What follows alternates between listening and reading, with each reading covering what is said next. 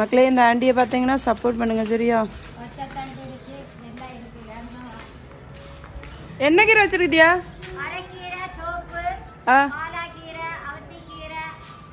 பாலாக்கீரை தாங்க, பாலாக்கீரை. காய்கறிகளை வந்து கொஞ்சம் கொஞ்சமாக ஒரு இடத்துல வச்சு வச்சு அப்படி கொண்டு கொண்டு இப்போ பார்த்துக்காங்க. அவத்திக்கீரை கசக்காதா? அரைக்கீரை தாங்க, அரைக்கீரை கசக்கும்லா? கசக்காதா?